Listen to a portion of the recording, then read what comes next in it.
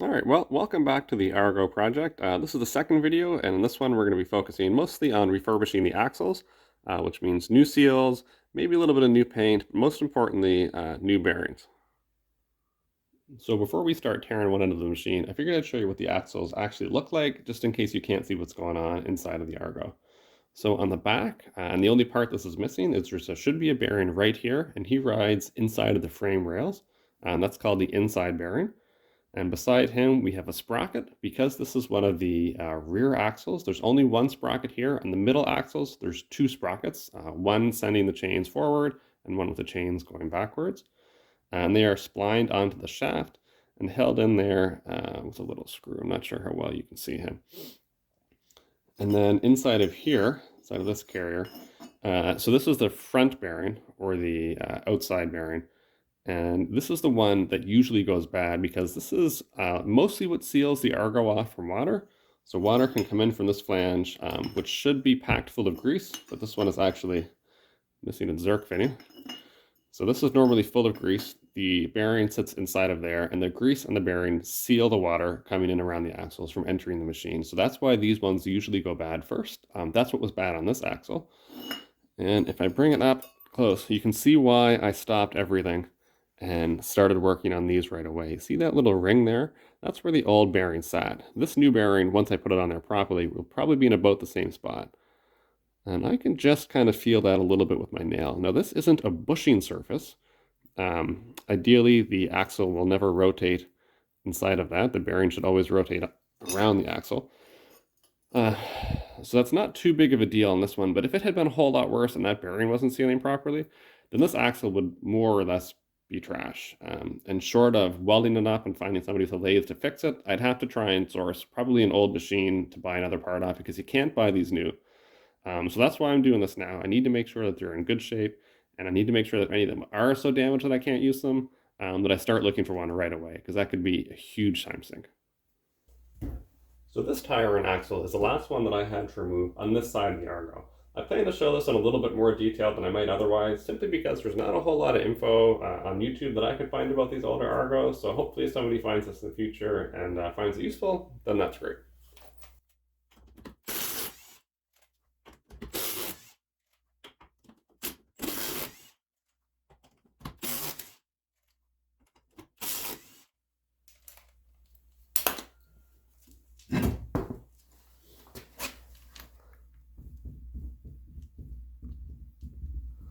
You can see a little bit of movement there. This isn't the worst of all the axles. Actually, this is on the better half of them for sure. But I'm still going to do it. He's still pretty bad. So what we're looking at right now is the inside of the axle. This is the bearing and carrier that was missing off of my demonstration piece.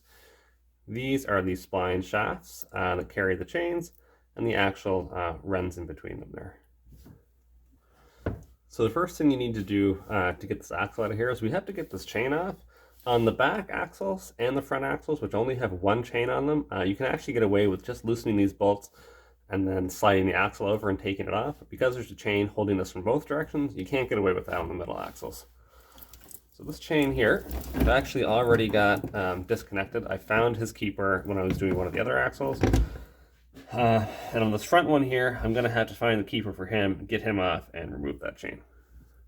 Alright, well, I have finally found the keeper. For some reason, whoever was in here last time put it on the inside of the frame, or the inside of the chain rather, instead of the outside, which is awful. It's taken me a long time to get it this far, but we'll get this guy off of there, hopefully. There we go. And get that chain taken out.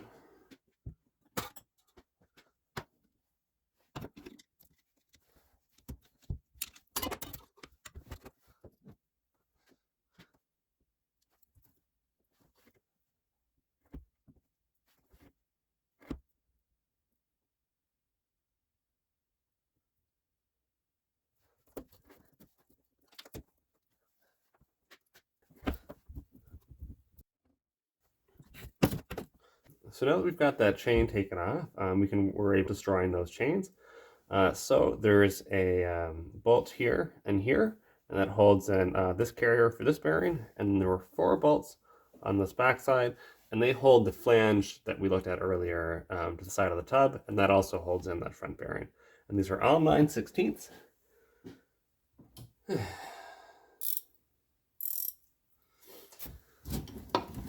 And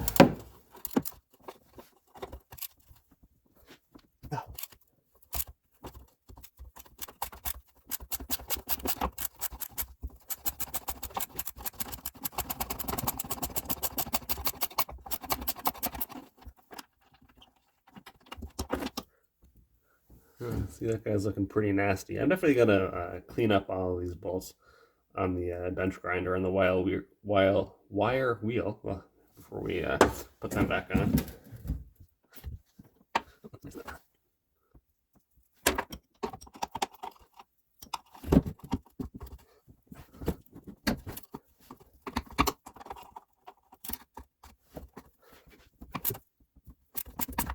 Yeah, helps you go in the correct direction.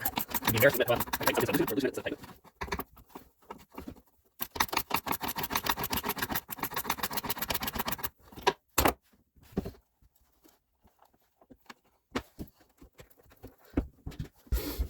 Alright, so now those two bolts are out, and we should be able to get at least this front half of that carrier off. May need to use a flathead or something to get in there. If your bearing is really loose, this whole thing might pop out. The bearing might come right off the shaft. That only ever happened in one of mine. Oh yeah, this back guy's got some play in him too. We'll give it a shot. Yeah, that's not going to happen, but that's okay. I'll take these back four off. Depending on which one you're doing, sometimes you've got room to fit a wrench and a socket down there. On these ones right now, I don't think that I do. But then once we've got those off, I'll show you a trick to get that front guy out.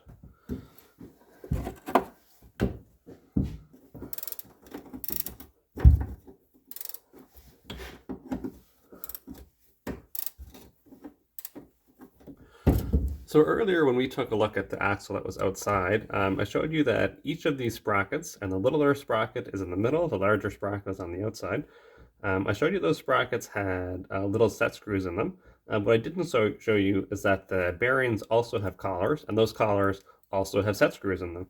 So as long as all the set screws are here, then I'm going to have to worry about taking out the one for this collar and these two sprockets.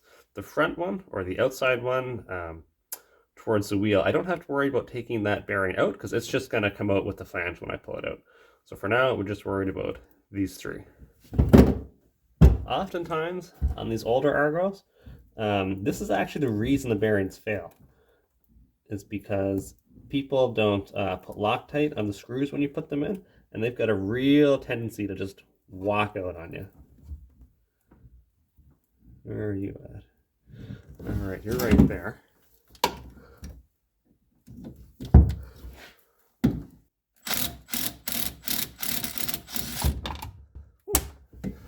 That's one.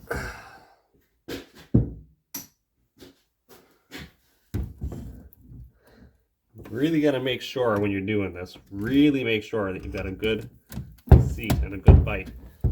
Because if you don't, and you strip the treads out,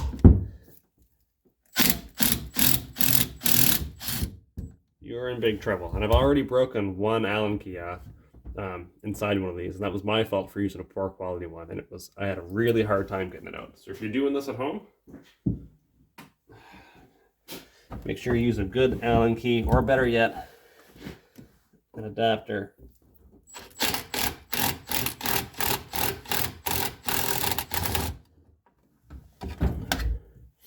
When you're doing this front guy here, this front collar, he's actually obstructed by this part of the frame rail, which comes up and then over.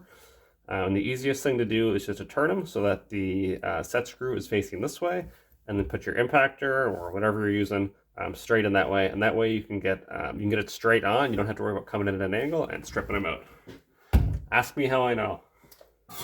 All right, so as of right now, we have our chains off.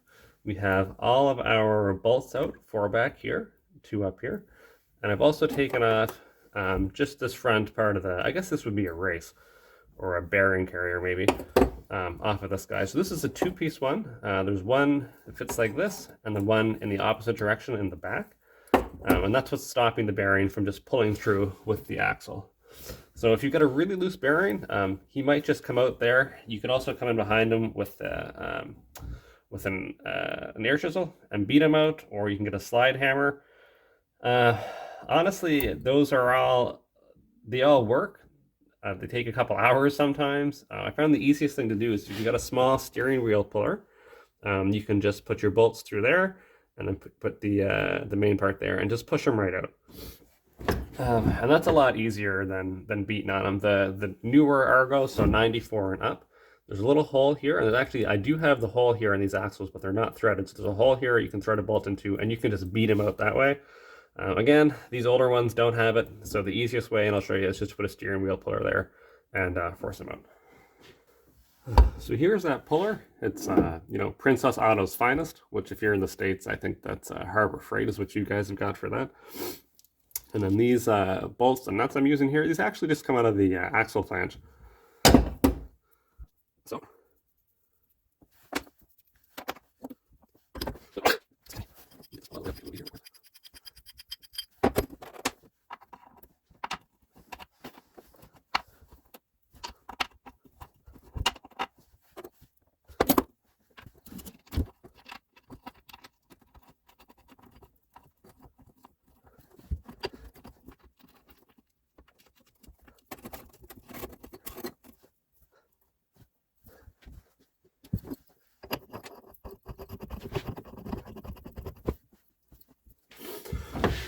Now, it would be really tempting at this point just to take my biggest impactor, put it on here, and just let it sing and push that right out. But I'm not going to do that because I want to make sure that I'm not putting too much pressure on it. Some of them have been really difficult to get going.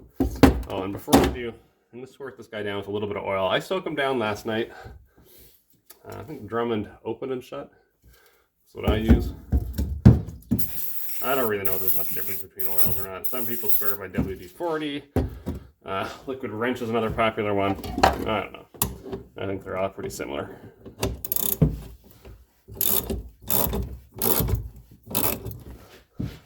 You might also need to hold the axle to stop it from rotating.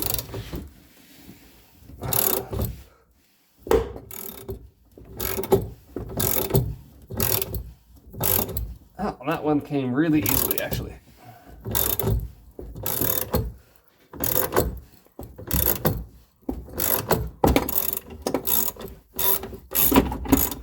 All right.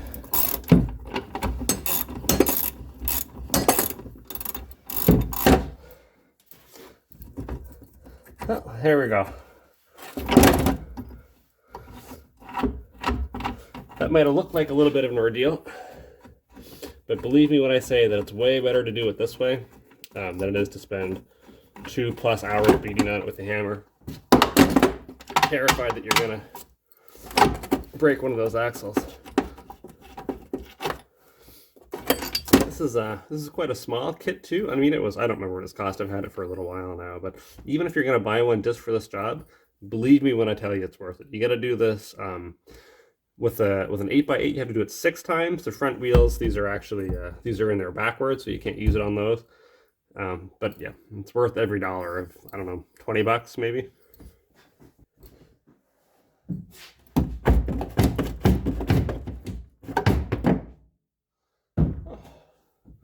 Just like that. There's that axle out. So this is the axle that we've just taken out of the Argo. I've left the 2 sprockets and that last bearing, or the inside bearing, inside of the Argo, so there's no need to take them out right now.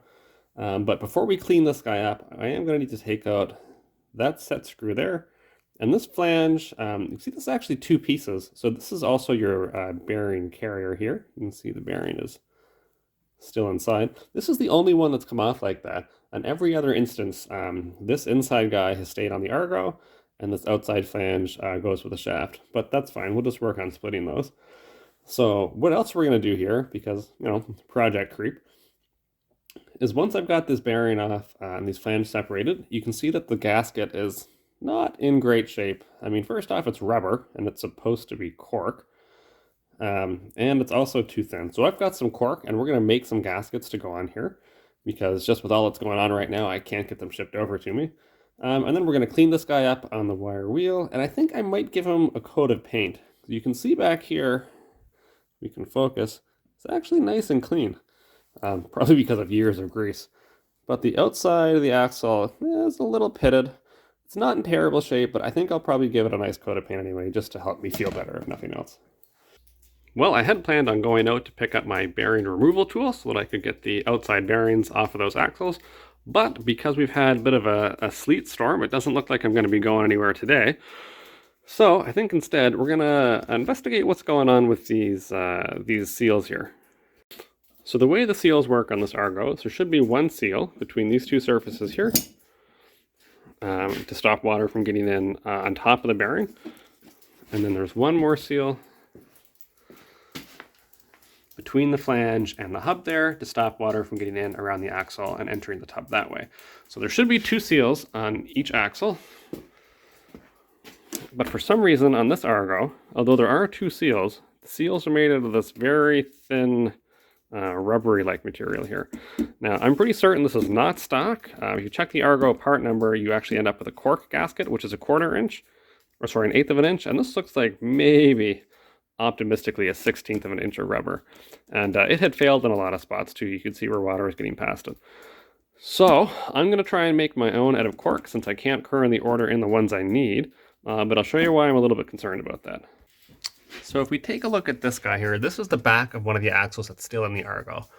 And he's not really proud of that bearing at all. He's pretty well sitting flush inside of there. And my concern is, because the cork gaskets are 1/4 inch and the gaskets that are currently on it are only 1/8, that's going to add quite a bit of thickness even after you squish them down a little bit, and I'm concerned that the axle might not go all the way back into that bearing. So I'm going to try an experiment here. One of the back axles I have all the way off, and I managed to get his bearings off, no problem, without destroying them. So what I'm going to do is just make the cork gaskets here. And we're going to try putting that guy back on, and if the clearances work out and it seems like he's going to be good, then we'll do it for all of them. We'll make 16 gaskets. If that doesn't work out, then I'm going to have to go out and buy some very thin gasket material. But since everything is closed today, there's not much else going on, I figure that's a good time to try that out. Alright, so this is our gasket material here. This is the cork. Depressingly, it cost me more to buy this cork than it would have just to buy the actual gaskets themselves, but you know, availability is an issue. So this isn't the gasket itself that I'm trying to replicate. This is actually just part of the flange that the gasket sits on.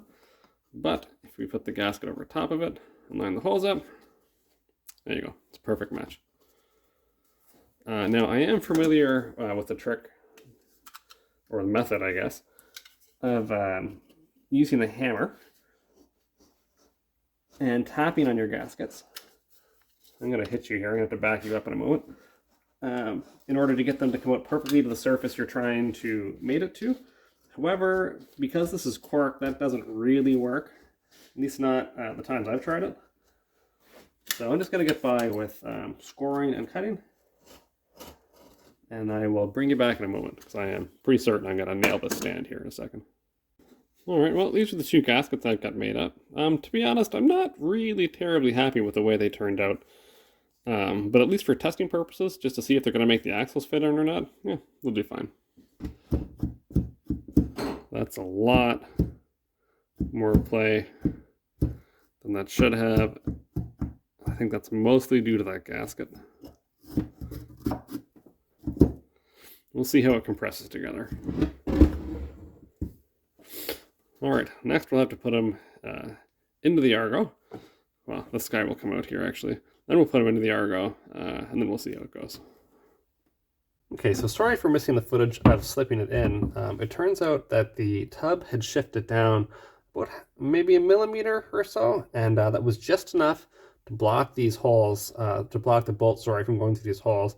So I just shaved that back a little bit. It didn't happen on any of the other axles. I'm not sure why it happened here, but it did.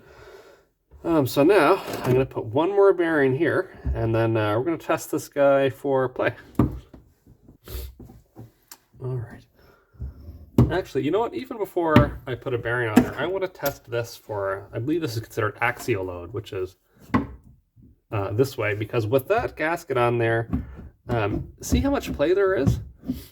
And maybe that'll go away when I tighten it up. And if I do tighten it up and it goes away, then great. I'm going to use these cork gaskets. If that doesn't tighten up when it goes away, I'm going to have to find an alternative because I'm just not happy with the amount of slop there. I'll be honest, I don't think it's going to go away. But, yeah, I've been wrong before. So let's take a look.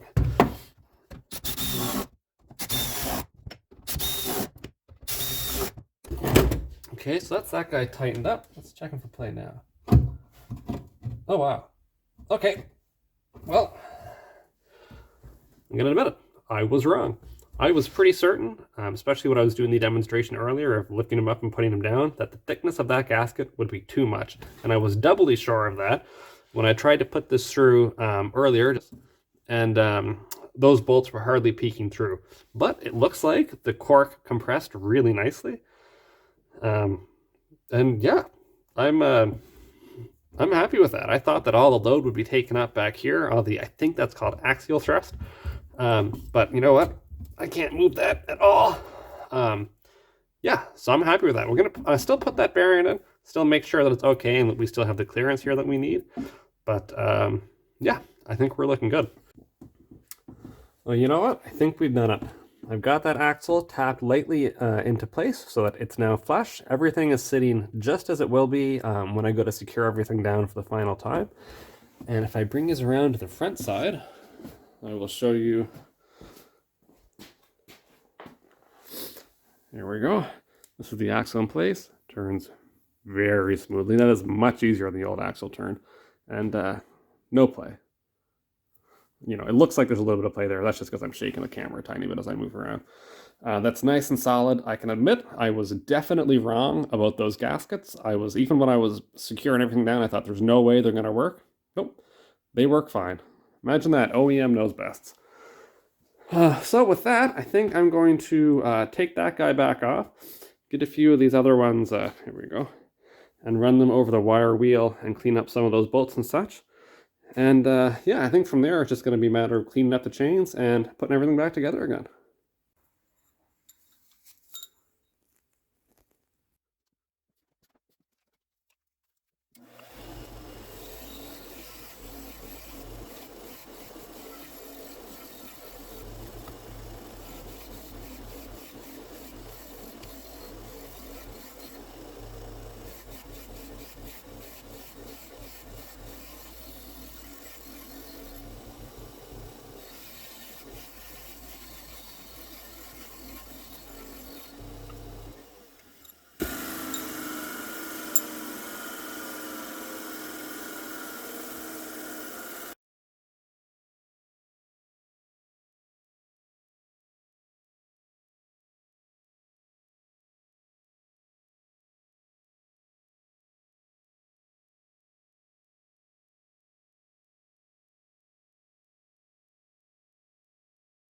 Just going to do some quick sped up shots here at the axle reassembly.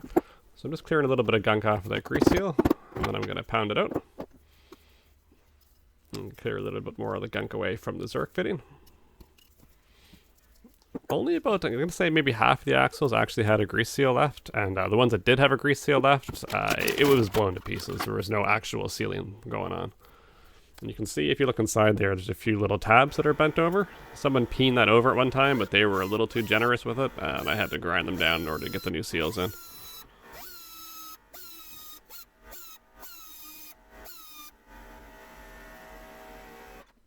And in order to beat that seal in, I just used I believe I used a socket. If memory serves, it might have been about a 30 mil. And there it is all together. Decided I'd give that axle one more good cleaning too. And now I coat it with honey goo. It's a little bit like fluid film, kind of a thick, oily spray. That's one of the new bearings there, and its locking collar. Slide the flange on, and that's pretty well. just repeat that with 20 bearings, 8 grease seals, 38 set screws, and 10 chains over 8 axles, and you're good to go.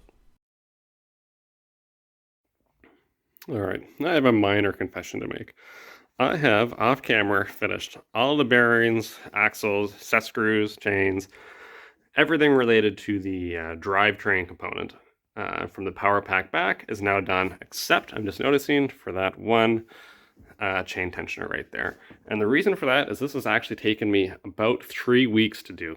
It just fought me every step of the way. Even the chain links took just forever to put on there. And the other thing too was I actually ended up being short a few bearings, because if you see, and I'm sorry for the poor lighting, this is shaft, just the tip of my finger. It runs that chain, and that chain. So those are the idler shafts. There's one on both sides.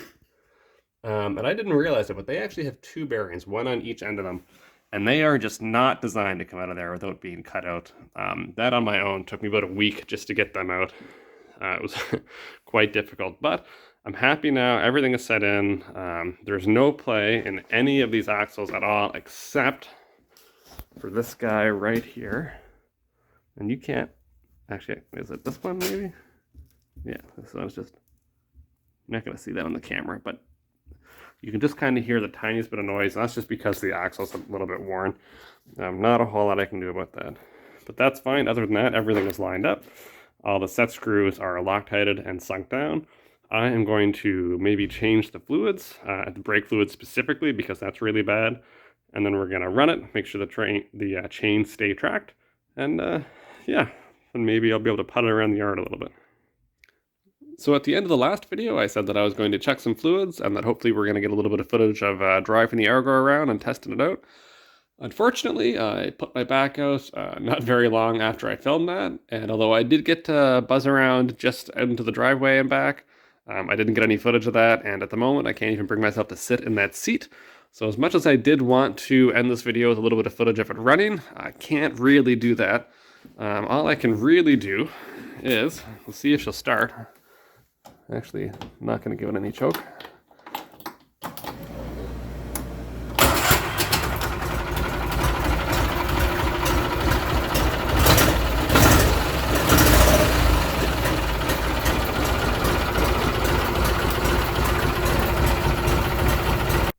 Well, just found out that the Argo doesn't shut off with the key anymore, so have to look into that. Probably just a wiring issue. But I also noticed during that very quick run there that this belt is actually rubbing up against the bottom of that heat shroud there, which is no good because eventually it'll cut through. I discovered the other day that this winch doesn't work or works intermittently. I did see it working when it got dropped off, so I'm not sure. I'm not sure if maybe it just needs a little bit of help to get going, but I think probably I'll replace it anyway. There's no markings on it, so no idea how strong it is. I'm just going to get rid of it.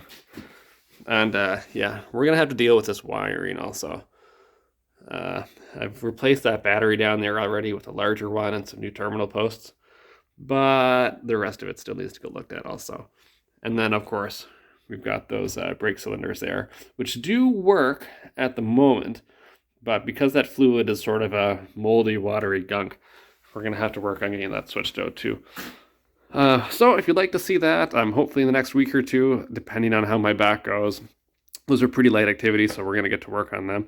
Oh, I'd also like to add a pull start there too. That's a big deal for me. I really want to make sure I can start that. The starter dies. Yeah, so there should be lots of work in the future anyway. Apologize for this one ending kind of abruptly. I wanted to show a little bit more detail, but then it ended up being a long project and I hurt my back, so I can't really finish it off the way I'd like. But if you'd like to see more, you can subscribe, and hopefully within the next couple of weeks, there should be a few more videos. And I'm also looking into hopefully getting something done up for my international there as well. In the next maybe month or two, finding some parts and doing a quick recap on that. So thank you very much for watching. I'll see you in the next one. Bye-bye.